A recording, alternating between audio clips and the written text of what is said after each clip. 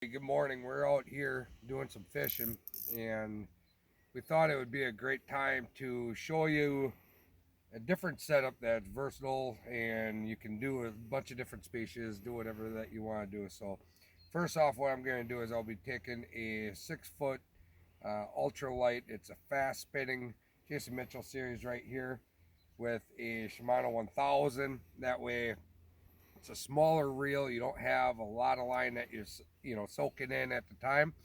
But I have an 8 pound braid coming off of here. So what I'm going to do is I'm going to go into here and I'm going to grab some line, and I'm going to use a 6 pound frost right there.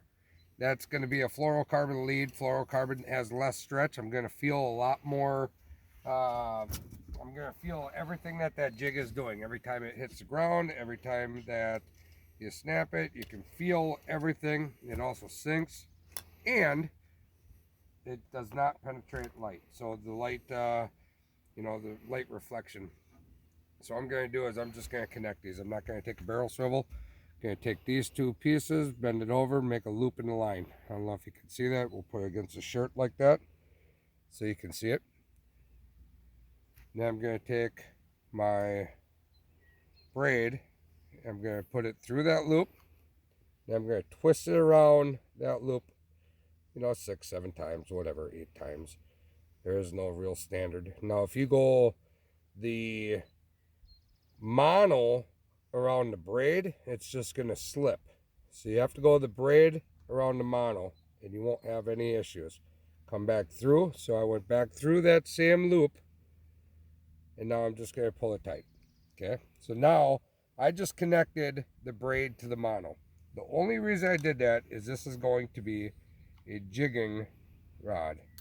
And I think at that point, I'm going to go into my box. And I might have messed up already because I forgot a step. Everybody forgets a step. So let's see how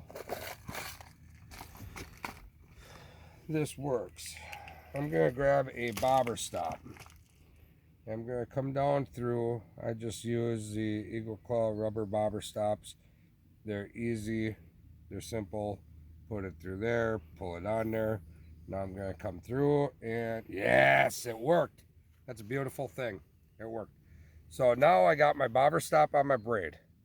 Now this is going to come very important as we continue to get into this. Now that bobber stop is on the braid, I usually like to throw just a bead up there. You don't have to. I always like to, just for in case I have a lot of different things going on. So the main reason I do it is because above my jig it acts like an extra attractor. So now I just got a bead. You see the bead in line? So I got the braid going to the fluorocarbon, bobber stop, bead.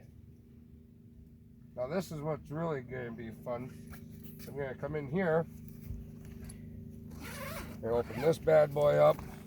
I'm going to grab my jigs. I'm going to grab a jig. So I'm going to be fishing just with a CPT tungsten jig. And the reason I'm using this is I want to go for crappie. I want to go for bluegill. I want to go for walleye. I want a little bit longer shank, but yet heavy enough to get down to where I'm going in a timely fashion. And then I'm going to drop my jig, but I'm going to pick her back up, and we're going to do that step over again. I'm going to do a polymer knot on that jig. So the way that you do a polymer knot is you go through the eye and then go back through the eye. You can just do a loop if you want, but I'm not that talented. So I'm going to go through just like so. And now I'm going to go like I'm tying my shoe, round through the hole. Got that. Now I'm going to pull that loop out. I'm going to go around my jig now. I'm going to put my jig around it. I'm going to cinch it tight. Okay.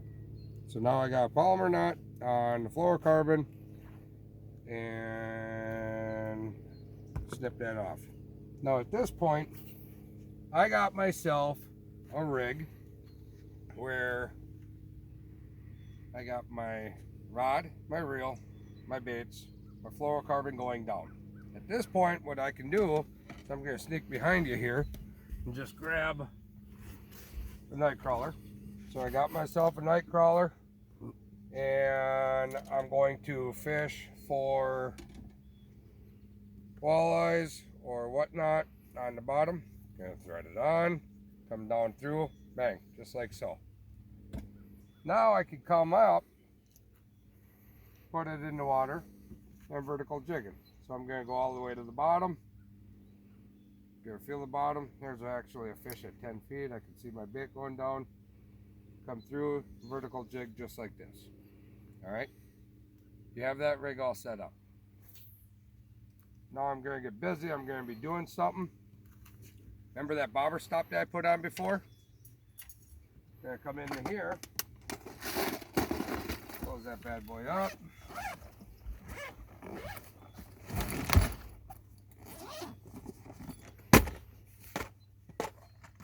Gonna come in here, real bright sunny day. Gonna see this one or this one, depending on the size. You can see the different sizes, or this one, you know. So I'm just gonna go this because I have a smaller profile jig on there. And right on the back side of here, you have two different settings, and we're gonna get into that. I don't know if you can see that. That goes completely tight. And then when I flip it around, there's a gap in there. You see that gap? So that gap is gonna be my slip bobber setting. So I'm gonna come on here anytime. If you don't have anything that's set, you can put it on there. Now I have a slip bobber. So it's gonna come up, it's gonna start here, it's gonna slide all the way up this line until it hits that. Now it's stationary. So now, let's say I'm in, let's see here. I am in 18 feet of water. So I'm gonna take this right here. I'm gonna go 5, throw it in 10, 15, you know, I'm marking fish at 12 feet, so I'm going to come back 3 feet. Now I have my bobber set. This is a rocket bobber. It is set at 12 feet. Going to reel this bad boy in. Now I got my rocket bobber right next to my worm right there. See that bad boy? Going to cast her out. Going to take off until 12 feet and I'm done. You don't have to remember your slip bobber.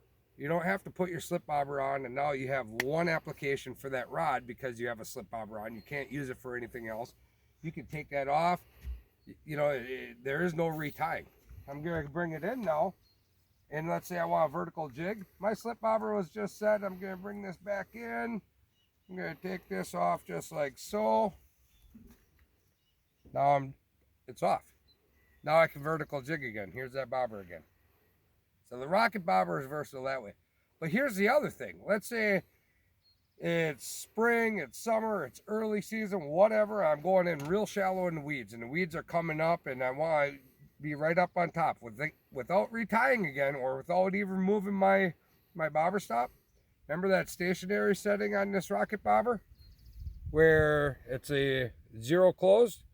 I could take this exact same bobber, put it in there, put it right on there. That was a slip bobber, excuse me. There we got it.